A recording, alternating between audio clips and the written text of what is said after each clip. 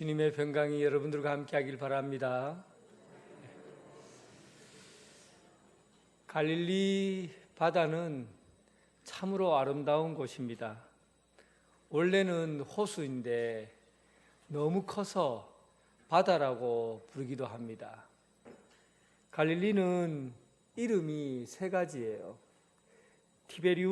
로마의 티베리우스 황제의 이름을 따서 디베라 호수라고 하기도 하고, 또한 유대인들이 가장 좋아하는 말은 긴네사렛이라는 말인데, 이 긴네사렛이라는 말은 하프 모양으로 되어 있다 그래서 하프 호수, 그래서 하프라는 이름의 긴네사렛이라고 하고, 또 갈릴리라는 이름으로 불립니다. 이 갈릴리 주변에는 농사가 참 잘 돼요. 그래서 농사 짓는 사람들이 상당히 많은데, 거기에서 계절적으로 비도 많고, 이스라엘의 남쪽으로 내려가면 비가 없고 건조한데, 이 갈릴리 주변에는 요단강 줄기로 해서 비도 적당하게 많이 내리고, 그리고 토질도 좋고 해서 먹을 양식도 풍부하고, 밀이나 보리나 포도, 여러 가지 기타 사과 열매까지 열리는 그런 아주 풍성한 곳이 바로 갈릴리 주변이에요. 고기가 얼마나 많이 잡히냐면, 갈릴리 바다의 호수 바다라고 하는 그곳에서 잡히는 고기들만 해서 로마와 아프리카, 소아시아 쪽에 있는 사람들이 혜택을 본다고 합니다. 고기 종류도 얼마나 다양한지, 여러분들 나중에 성지순례 가면 베드로 고기라고 생긴 그 돔처럼 생긴 건데 얼마나 맛있는지 모릅니다. 그런 고기들이 아주 많은 곳이 갈릴리예요. 그러면 여러분 상식적으로 이곳에 사는 사람들은 잘 살까요? 못 살까요? 잘 살아야 되죠. 풍성하게 잘 살아야 됩니다. 그 호수에서 나오는 것, 그리고 밀과 보리나 이런 것들이 아주 많은 곳이 갈릴리이기 때문에 잘 살아야 돼요. 그런데 잘 살지 못했어요. 왜냐하면 갈릴리 주변에 있는 땅들의 90% 이상, 거의 100% 가까이 예루살렘 주민들이 그 땅의 주인이에요. 예루살렘에는 누가 삽니까? 사두개인이라든지 헤롯 왕가, 그리고 제사장, 그 상위 계층에 있는 5%가 갈릴리 주변에 있는 땅을 다 가지고 있어요. 그러니까 그들은 대부분 소작하는 사람들이고, 특히 로마는 세금이 엄청나게 많았어요. 그래서 농사를 짓고 나면 농사 지은 것에서 50%를 세금으로 떼갑니다. 또한 소작 주인이 또 떼가죠. 그러면은 먹을 양식이 풍부한데 먹을 양식이 없는 거예요. 마찬가지로 고기들도 물고기들이 얼마나 많이 잡히는지 몰라요. 그런데 이 물고기를 소금으로 절여서, 막달라 마리아 알죠? 막달라라는 그 도시도 소금으로 절이는, 고기를 절이는데 아주 유명한 도시인데, 소금으로 절여서 멸치처럼 절여서 그거를 온 세계 유럽 쪽으로 보내는 겁니다. 우리나라 말로 하면 한 양미리 정도 되는 그런 고기들이에요. 어쨌든 이런 것들로 인해서 풍성한 어획량을 자랑하지만, 대부분의 그 선주들, 주인이 누구냐면 대부분 다 예루살렘에 사는 사람들이 선주예요. 뿐만 아니라 예루살렘에 사는 사람들이 주인일 뿐만 아니라 고기 잡힌 대로 세금을 또 얼마나 떼는지, 이 갈릴리 사람들은 고기를 많이 잡아도 남는 게 별로 없어요.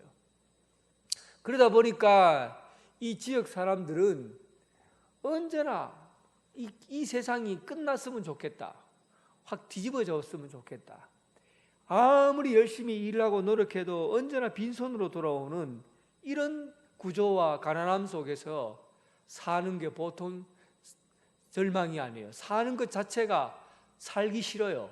살만 나지 않는 세상이에요. 예수님을 따라다니는 사람들, 오늘 예수님을 따라다니는 사람들, 무리들이라고 되어 있는데, 한 예수님께서 가버나움에서 시작해서 움직이기 시작하면 보통 한 10,000명 정도가 따라 붙었어요. 10,000명이면 우리나라 지금에 말하면 한 곱하기 10배 하면 됩니다. 한 10만 명 정도가 움직였다 생각하면 돼요. 그 당시에 도시 중에서 큰 도시들이 10,000명 도시는 엄청나게 큰 도시입니다. 3만 명, 10,000명 되는 도시는 엄청 큰 도시. 한 도시 전체가 예수님을 따라다녔다고 보면 됩니다. 예수님을 따라다니는 일들 중에서 왜 예수님을 따라다니는 사람들이 가난했느냐 하는 걸 보면 오병이어의 기적을 여러분들 보면 어린아이가 갖고 있는 도시락이 뭡니까? 물고기 2마리와 보리떡 5개죠. 그러니까 이 물고기 2마리는 양미리 정도의 고기예요. 아주 이제 먹을 가난한 사람들이 먹는 고기예요. 그리고 보리떡, 밀떡이 아니고 거칠거칠한 보리떡을 도시락으로 싸고 다녔어요. 이거 참 가난한 사람들의 음식을 대표적으로 보여주는 건데, 그런데 예수님을 따라다니는 사람들 중에 어린아이 1명만 도시락을 지참했고 다른 사람들은 도시락을 지참하지 못했어요. 얼마나 가난했으면 어린아이도 도시락을 지참해 가는데 어른들이 도시락을 못 가져다녀요. 그러니까 하루 한 끼, 2끼 먹는 거 대부분이 먹고 살기 어렵다는 거예요. 그런데다가 이 세상에서 참 살기 싫고 살만 나지 않는다라고 생각하니까 어디에 정을 붙이고 살아야 될지, 어떻게 살아야 될지 희망이 없어요. 그런데 예수님의 이야기를 소문으로 듣게 된 거죠. 그래, 우리 이런 세상에 예수님 말씀이라도 들어보자. 세상에 우리가 이 땅에서는 희망이 없는데 저 하늘의 소리, 신비한 소리, 또 기적을 일으키고 병자를 고치고 능력이 있는 우리 예수님을 한번 만나보자 하고는 예수님을 따라다닌 거예요. 많은 무리들이 예수님이 다니는 그 게네사렛 호수, 갈릴리 호수, 이곳에 예수님이 오셨을 때 그 호수 주변으로 예수님을 따라서 많이 몰려왔어요. 그런데 예수님께서 그 많은 사람들 앞에서 하나님의 말씀을, 하나님 나라 이야기를 해야 되잖아요. 보니까 주변에 살펴보니까 배가 2척, 시몬의 배 2척이 해변 가까이에 놓여 있는 거예요. 그 배는 여러분 고기를 밤새도록 물고기를 잡고 돌아와서 쉬고 있는 배입니다. 그런데 그날따라 고기를 얼마나 많이 잡았느냐 하면 5절에 보면 베드로가 우리들이 밤이 새도록 수고하였을 때 잡은 것이 없나이다. 밤새도록 그물을 던지고 고기를 잡으려고 했는데 고기를 못 잡았다는 거예요. 그리고는 다음 날 또다시 배를 타고 나가야 되니까 배를 잠시 동안 정박해 놓고 그물을 손질하고 있었다는 겁니다. 그러니까 그 배는 그 전날 밤새도록 일을 했지만 아무것도 손에 잡히지 않는 텅 빈 배로 서 있었던 거예요. 우리 인생의 모습하고 비슷하지 않습니까?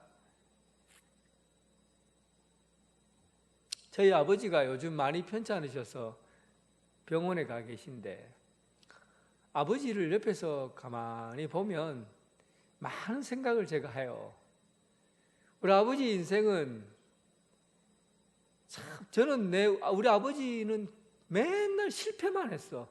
성공하는 걸 못 봐요.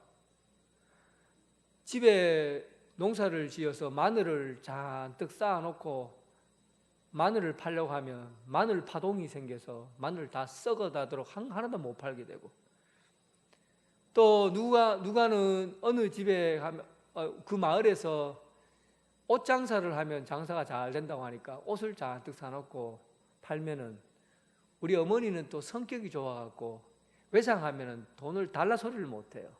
외상 장부에만 잔뜩 적어놓고 외상 한 푼도 돈을 못 받는 거예요. 그러니까 망하고, 이래도 안 되고 저래도 안 하니까 가수원을 사갖고 홍옥이라든지 뭐 큰 나무를 키워서 사과를 따려고 하니까 그해 우리 밭에 불안병이 걸려갖고 벌건 번짐이 사과가 벌겋게 되고 점이 생기고 다 사과나무 다 죽어버리고, 소를 키우면 장사 잘 된다고 하니까, 돈 번다고 하니까 소를 한 10마리 사갖고 키웠는데 소 병에 걸려갖고 소가 다 죽어버리고, 하는 것마다 실패해요. 제가 눈 옆에서 가만히 보고 있으면 성공하는 걸 못 봐요. 땅을 깊이 파갖고 거기에다가 샘을 판다고 기계를 사갖고 샘 파는 기계를 가지고 다른 사람 집에 가서 땅을 딱 판다고 그 호수를 박아 넣으면 물이 안 나오고 호수만 땅에 박혀 있어요. 이렇게 하는 일마다 실패고 그런 인생을 살아왔어요.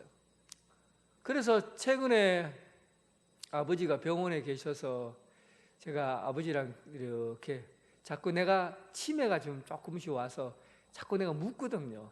아버지 오늘 무슨 요일이에요? 몰라. 오늘 아버지 원래 연세가 어디 돼요? 몰라. 아버지 어제 손주 왔다 갔는데 손주랑 무슨 얘기했어요? 몰라. 아는 게 하나도 없어요. 무조건 얘기하면 몰라 그래. 그래서 내가 우리 아버지 인생이 빈배구나. 평생을 우리 아버지처럼 열심히 산 사람 참 여기 있는 분하고 비교해도 아마 드물 거예요. 진짜 열심히 살았어요. 새벽 4시에 일하러 갔고 밤 10시에 집에 들어왔어요. 그런데도 언제나 빈손해요. 이 세상 것으로는 어떤 것도 채워지지 않는 그런 삶을 살아온 거예요. 영혼의 문제, 자기 삶의 문제에서 사람과의 만남도 이제는 다 기억이 없어요. 몰라. 다 빈배예요. 텅 빈 채 살아온 것이죠. 우리 인생이 그래요. 아침부터 열심히 일하고 고되게 일했지만 여러분들에게 영혼에 채워진 게 뭐가 있습니까? 어떤 것이 여러분들의 영혼을 채우고 있습니까? 만족할 만한 인생이 있습니까? 무엇에 여러분들을 참으로 만족하고 삽니까? 갈릴리에 살고 있는 이 어부들요, 95%가 소작농이고 나머지 95%가 소작농이고, 그리고 얼마나 열심히 일하는지 게으르고 나태한 사람이 없어요. 성경에 보면은 하루 일거리 찾으려고 아침부터 저녁까지 기다리고 있었다고 성경에 나오잖아요. 일거리가 없어요. 주인이 다 가져가 버리고, 그러니까 하루하루 품삯을 받아 사는 사람들이 많아요. 그런데 그 사람들이 게으릅니까? 나태합니까? 아침부터 일찍이 나가서 일거리 찾으려고 기다리다가 집에 돌아오면 빈손으로 돌아오는 거예요. 갈릴리 사람들이, 예수님을 따라다니는 사람들이 전부 이런 빈손으로 일하다가 돌아온 사람들이에요. 이들이 예수님을 따라다녔다고요. 그런데 예수님께서 지금 어디에 앉아 계십니까? 빈 배 위에 앉아 계신 거예요. 예수님이 텅 비어있는 그 배 위에 앉아서 하나님의 말씀을 가리키고 있는 겁니다. 여러분, 예수님이 배 위에 앉아서 가르쳤다고 되어 있는데 오늘 본문에 보면 보통 여러분 예수님이 말씀을 가르칠 때 걸으면서 가르치거나 아니면 서서 가르치거나 이런 부분들은 많이 있지만 앉아서 가르쳤다는 내용을 가르칠 때는 특별한 내용이 있을 때 앉아서 가르쳤다고 해요. 마태복음 5장 3절에 보면 예수님께서 앉아서 산 위에 올라서 앉아서 가르쳤다. 산상수훈. 마태복음 5장 3절에부터 팔복에 대한 이야기가 나오잖아요. 산 위에서 전하는 산상수훈. 그리고 누가복음에도 평지설교라고 그래서 예수님께서 평지에서 말씀을 가르쳤다는 그 내용들이 다 나와 있어요. 왜냐하면 앉았다는 내용은 언제나 무게감 있고 중요하다는 내용이거든요. 부모가 아이들에게 야야 니 일로 들어와 봐라, 여기 앉아라. 그러면 뭡니까? 아주 중요한 얘기를 하려고 할 때 이거 앉아라 그러잖아요. 예수님께서 너무나 중요한 얘기를 하려고 불러서 앉아서 가르친 거예요. 그러면 그 앉아서 전하는 내용이 무슨 내용인지 성경에 자세히 기록되어 있어야 됩니다. 마태복음 5장에도 그렇고 누가복음에도 그렇고 앉아서 전한 말씀에 대한 내용은 굉장히 상세하게 전달하고 있어요. 그런데 오늘 본문에 보세요. 배 위에 빈 배 위에 앉아서 말씀을 가르치시니 하고는 그 뒤에 심령이 가난한 자는 복이 있나니 천국이 저희 것이요, 이런 말씀이 있습니까? 있어요? 한마디도 없어요. 그러면 이 얘기는 무슨 얘기입니까? 예수님의 이 이야기는 빈 배 위에 올라가신 예수님께 주목하라는 것이에요. 무슨 말씀을 전하는 것인가가 중요한 게 아니에요.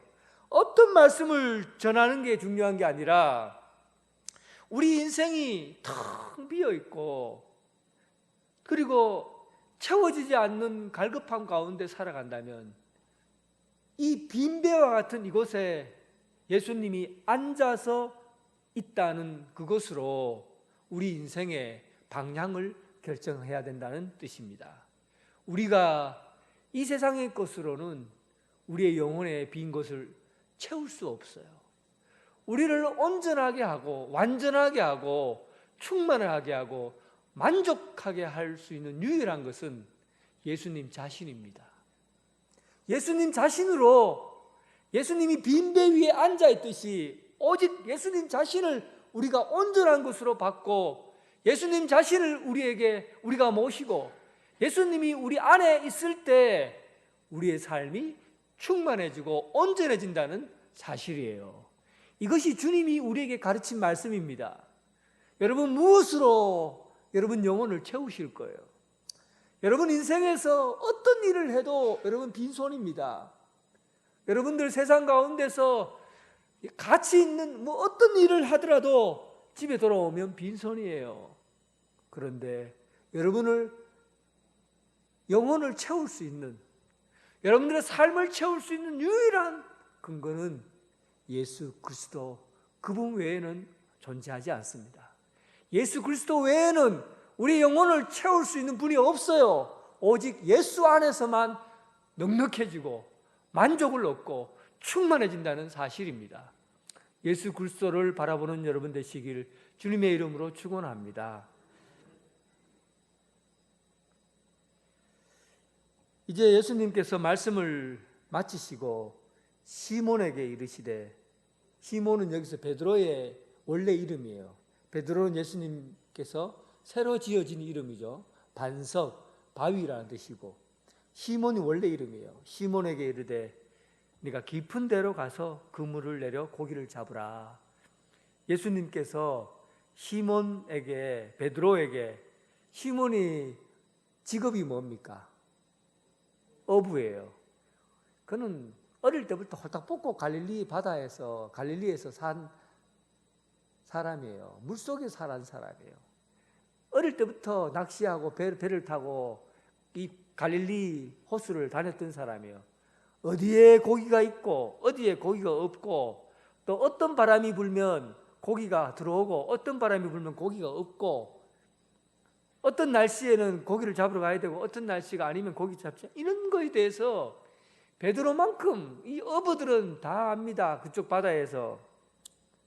그리고 여러분, 보통 어부나 낚시꾼들이 좀 허풍이 심한 거 아시죠? 고기를 손바닥만한 거 잡아놓고는 야, 오늘 고기 이만한 거 잡았다. 고기 한 두세 마리 잡아놓고 야, 오늘 고기 한 10마리 잡았다. 이건 낚시꾼들 하는 얘기예요. 그래서 낚시꾼들 하는 얘기는 다 믿지 말라고 그러잖아요. 왜 그래요? 허풍이 심해요. 왜 여러분 고기를 잡는 사람이 허풍이 심한지 아십니까? 고기가 자기의 자존감이에요. 얼마나 큰 거를 잡느냐에 따라서 자기 자존감이 거기 있거든요. 그러니까 웬만하면 사람들에게 얘기할 때는 작아도 크다고 얘기하는 거죠. 그만큼 자존심이 강한 사람들이에요. 고기 잡는 거에 대해서 어부만큼, 낚시꾼만큼 자존심 센 사람이 없어요. 그런데 예수님은 어부입니까? 목수예요. 예수님은 낚시 해봤을까요? 낚시 아마 한 번도 안 해봤을 겁니다. 고기 잡으러 안 갔을 거예요. 예수님은 평생 부모님 밑에서 목수로서 목공을 가지고 일했던 사람이에요. 나무에 대해서는 잘 알지만은 고기에 대해서는 베드로보다 몰라요. 베드로보다 알 수가 없어요. 그런데 어부인 베드로에게 여기서 고기 잡지 말고 저 깊은 데 가서 고기를 잡아봐라, 그런 거예요. 여러분, 이 자존심 강한 베드로, 어부, 낚시꾼, 자기 전문적인 분야를 어디 고기가 있는지 다 아는데 그거를 자기인데 묻지 않고 오히려 예수님께서 지시를 하는 거예요. 저 가서 고기 잡으라고, 저쪽 가서 고기 잡으라고. 보통 사람 같으면 여러분, 베드로가 예수님을, 오늘 본문에 보면 베드로가 예수님 무리와 함께 어떤 말씀을 들었는지 말씀을 예수님을 만나고 난 다음에, 그리고 베드로가 하는 말이 뭐예요? 내 전문적인 지식이나 내 능력에 의지하면은 내가 예수의 말을 듣지 않지만 뭐에 의지한다고요? 말씀에 의지하여 내가 그물을 내리리라. 내 전문적인 지식이나 내 능력에 의하면은, 내 고집에 의하면은 절대 예수님의 말씀을 듣지 않지만 내가 말씀에 의지하여 내가 그물을 내리겠다. 베드로가 예수님을 만나고 변했어요. 일반적으로 상식적으로 이 고집불통 어부 낚시꾼들은 자기 생각을 절대 안 바꾸는 사람이에요. 그런데 예수님을 만나고 내 고집을 내려놓은 거예요. 예수님을 만나고 자기 전문성을 내려놓은 거예요. 예수님을 만나고 자기 능력을 내려놓은 거예요. 그리고 예수님을 의지한 거예요. 여러분, 신앙은 이렇게 변해가는 겁니다. 믿음은 이렇게 성장해가는 거예요. 내 고집을 내려놓고 내 의지를 내려놓고 내 능력을 내려놓는 거예요. 이게 여러분 신앙이 자라나는 겁니다. 그런데 여러분, 우리는 어찌하여, 좀 속된 표현을 써서 죄송합니다, 우리는 어찌하여 자꾸만 믿음 생활할수록 꼴통이 됩니까? 꼴통 아시죠? 고집만 세고 자기 고집만, 자기 생각만, 자기 능력만, 그것만 최고라고 생각하는 거예요. 다른 사람 말은 듣지도 않는 거예요. 믿음이 커갈수록 꼴통이 되는 것은 이게 뭔 말이에요? 신앙이 약해진 겁니다. 믿음이 약해진 거예요. 고집이 세고 자기 의지만 강하고, 믿음이 있으면 내려놓게 되어 있어요. 자기 고집을 내려놓게 되어 있다고요. 자기 능력을 내려놓게 되어 있어요. 자기 생각을 내려놓게 되어 있어요. 예수님의 말씀에 의지해서 살기 때문에. 그런데 우리는 여러분 어째요? 자꾸만 세월이 지나고 나이가 들수록 자기 고집, 자기 의지, 자기 능력만 아니면 받아들이질 않는 거예요. 내 생각, 내 능력, 내 것 아니면 받아주질 않는 거예요. 이게 뭐예요? 신앙의, 여러분들 입으로 말해서 신앙이 뭐라고요? 꼴통. 신앙의 꼴통이 되어서는 안 됩니다. 하나님 말씀에 의지하여, 예수님 말씀에 의지하여 그물을 내리리라. 내 생각을 의지하고 내 능력을 의지하고 내 고집을 의지해서는 내가 절대 그물을 내리지 않을 건데, 예수님 말씀에 의지하니까 내가 그물을 내리겠나이다. 여러분, 예수님의 말씀에 의지하는 그런 성숙한 신앙인으로의 삶을 살길 주님의 이름으로 축원합니다. 베드로에게 뭐라고 얘기했냐면, 깊은 곳으로 가서 그물을 내려라. 깊은 곳으로 가라라는 말이, 이게 여러분 번역이 상당히 까다롭습니다. 그래서 이 두 가지 번역을 동시에 봐야 되는데, 하나는 헬라어로 보고 하나는 히브리어로 보고, 두 가지 다를 보면 뜻이 좀 달라요. 그래서 두 가지 다를 같이 봐야 돼요. 헬라어 원문에는 에타나고라고 되어 있는데, 이 깊은 곳으로 가라는 것은, 이것은 깊은 곳으로 가라는 방향을 지시하는 것이 아니라 이 해변에서 멀리 떨어져라, 이런 얘기예요. 해변에서 멀리 떨어져 가라는 얘기입니다. 그러니까 베드로가 지금 예수님의 부르심을 받으려고 하는 그 순간이에요. 소명을 주고 부르심을 받는 그 장면이잖아요. 그런데 부르심을 받기 전에 영적인 태도를 깊은 곳으로 가라 할 때, 네가 이 해변에서 좀 멀리 떨어져 있어라 봐라. 해변에서 멀리 좀 떨어져 있어 보라, 그런 얘기입니다. 이게 사람은 참으로 영성이 있어요. 영성이 있다는 것은 자기 자신을 못 보니까 자기 자신을 한번 멀리 떨어져서 볼 수 있는 능력을 갖고 있어요. 여기에 여러분 영적인 출발점이 여기에 시작이 됩니다. 자기 자신을 좀 떨어져 보는 거죠. 해변에서 멀리 떨어져 보는. 이 해변이라는 것은 자기 신을 의미해요. 자기 자신으로부터 멀리 좀 떨어져 있어 보라는 거예요. 짐승은 절대 자기 자신으로부터 멀리 떨어져서 자기를 못 봅니다. 예를 들면 여러분들 집에 아주 잘생기고 멋진 예쁜 강아지 한 마리를 키우고 있다고 생각해 보세요. 이 강아지가 너무 예쁘고 귀여워서 모자도 씌워지고 아주 양복 같은 예쁜 옷도 신발도 신겼어요. 그리고 옷도 털옷을 탁 입혀갖고, 털도 있는데 또 털옷도 입혀갖고, 그리고 딱 마을을 산책을 나갑니다. 우리 아들하고는 이름 대면서 탁 나갑니다. 나가다가 이 아들 같은 이 개가 저 사람들이 보는 그 옆에서 전봇대 밑에서 다리를 쫙 벌리고는 급하게 볼일을 보고 있어요. 그리고는 사람들이 그 광경을 봤어요. 그러면 이 개가 집에 돌아와서 내가 왜 내 인생에 내 인생이라 하면 그렇고 견생에 내가 왜 이렇게 다리를 딱 들고 사람들 앞에서 이렇게 사람 부끄러운 짓을 했나 하고는 수치심과 부끄러움 때문에 무릎 꿇고 기도하고 반성을 해요. 그런 게 있습니까? 있어요. 세상에 짐승은 내가 무슨 짓을 하든지 간에 무슨 일을 하든지 간에 자기 자신에 대해서 부끄러워하거나 자신을 돌아보지 못해요. 이거는 자기 자신을 떼어놓을 수 있는 능력이 짐승에게는 없어요. 유일하게 나로부터 한 걸음 떨어져서 볼 수 있도록 하는 것은 인간밖에 없어요.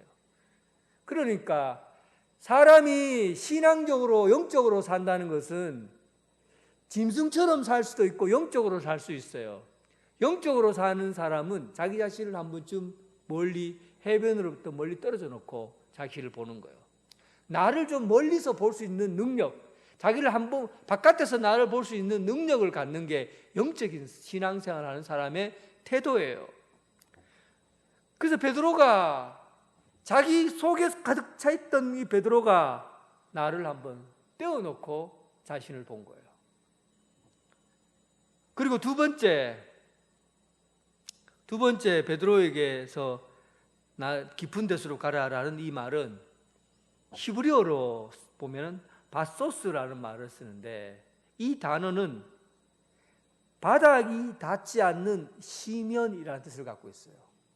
그러니까 물속이 얼마나 깊은지 내려가도 바닥을 모를 정도로 깊은 곳, 이것을 깊은 곳이라고 그래요. 시면, 바소스라고 하는데, 그런데 이것은 그냥 유대인들이 상징적으로 이 깊은 바다에는 바다의 여신, 무시무시한 괴물이 이 깊은 곳에는 살고 있다, 그렇게 보고 있어요. 예수님께서 베드로에게 깊은 곳에 가서 그물을 던지라고 할 때 그 깊은 곳이 어디입니까? 바로 우리의 속 마음이에요. 이 마음이 가장 깊은 거예요. 여러분, 이 마음의 바닥까지 한번 내려가 봤습니까? 여러분 마음의 바닥을 한번 본 적 있어요? 아무리 내려가도 이 마음이 얼마나 깊은지, 여러분들의 마음이 얼마나 깊은지 바닥을 볼 수 없는 것이 우리 마음이에요. 그러니까 이 깊은 곳으로 내려가라고 할 때 이 깊은 곳은 우리 영적인 우리 마음의 상태를 의미하는 겁니다. 그 깊은 곳을 내려가 보라는 거예요. 사도 바울이 자기 마음의 깊은 곳에 내려가 보니까 뭐가 있냐면 괴물이 있더라는 거예요.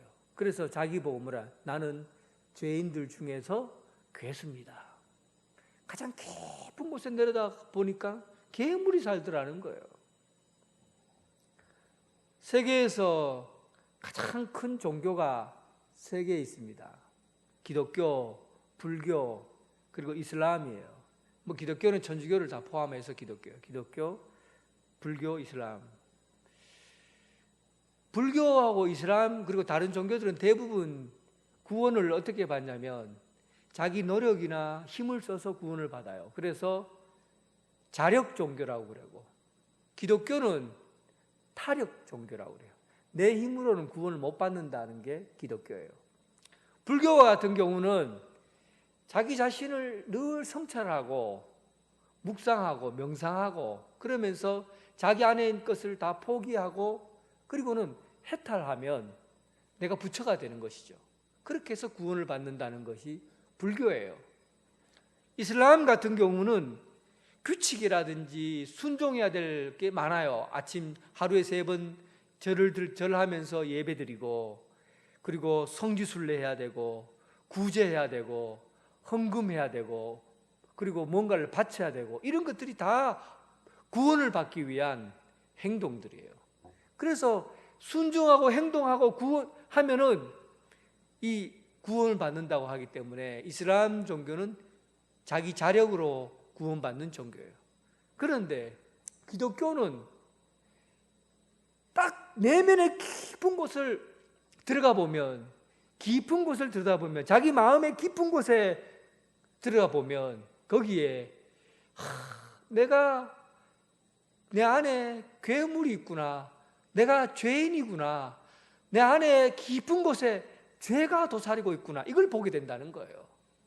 이렇게 인간이 전적으로 타락했으니 내가 어떻게 내 힘으로 완전히 요만큼도 구원을 이룰 수 있는 능력이 손톱만큼도 내 안에 없다는 걸 발견하면 그때 우리가 무엇을 구하겠습니까? 하나님의 은혜를 구할 수밖에 없는 거예요. 내 힘으로는 도저히 구원을 받을 수 없으니까 오직 하나님의 은혜만이 나를 구원해 줄 수 있습니다. 나를 살릴 수 있습니다. 그래서 기독교를 자력 종교라고 하지 않고 타력 종교라고 그래요. 여러분, 이 기독교인이 된다는 것은, 성도가 된다는 것은 인간의 깊은 심년 속에서 자기 죄를 발견하기 때문에 하나님의 은혜를 찾고, 그리고 내가 죄인이라는 것을 고백하게 됨으로 구원의 길에 들어선다는 겁니다. 어떻습니까, 여러분? 여러분들은 구원받기에 자신만만합니까? 어떤 능력을 가지고 여러분 구원의 이 길에 들어설 수 있겠어요? 어떤 능력이나 노력이나 어떤 일을 하더라도 여러분 스스로가 구원받을 길이 없습니다. 우리가 할 수 있는 것은 내 속에 무엇이 있는지 발견하는 거예요. 깊은 곳으로 내려가 보는 거예요. 여러분 마음에 깊은 곳을 들여다보는 거예요.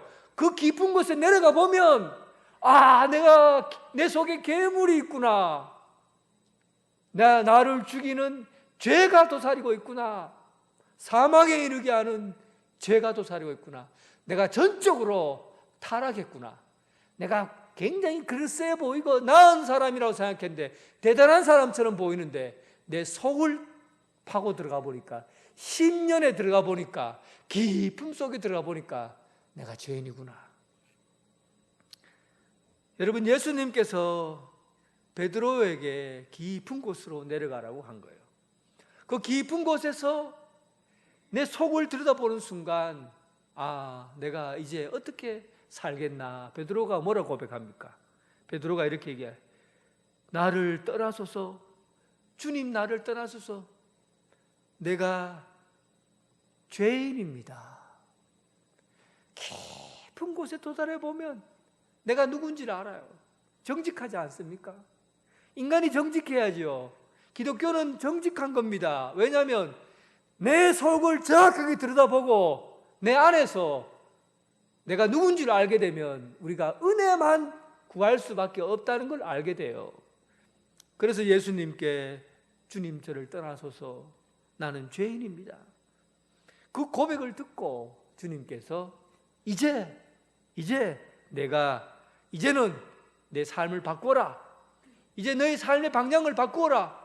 이제부터는 네가 고기를 잡는 사람이 아니라 고기를 잡는 어부가 아니라 사람을 낚는 어부, 사람을 취하는 어부.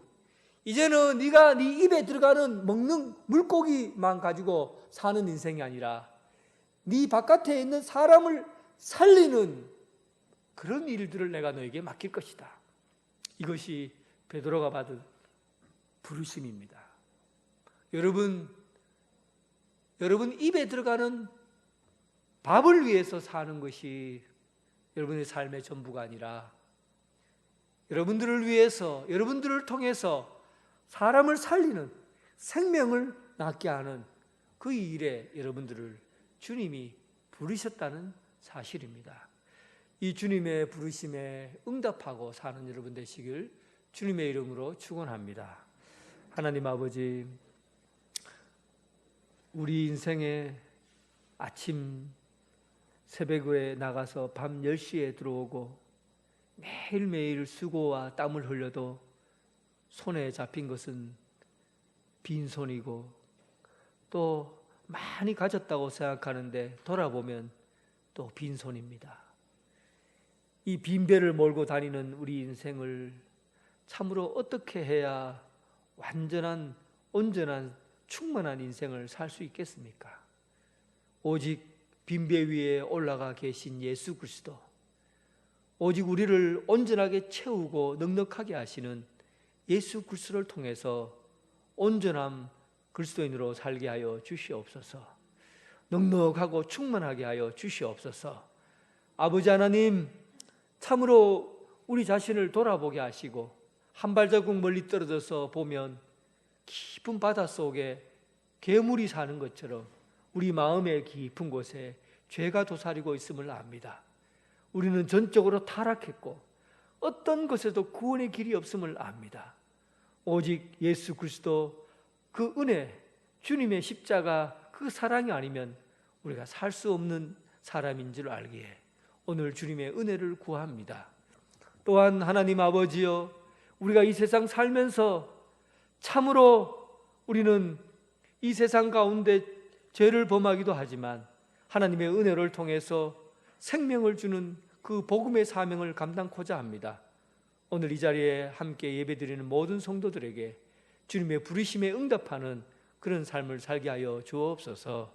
예수님 이름으로 기도드립니다. 아멘. 다 함께 일어나셔서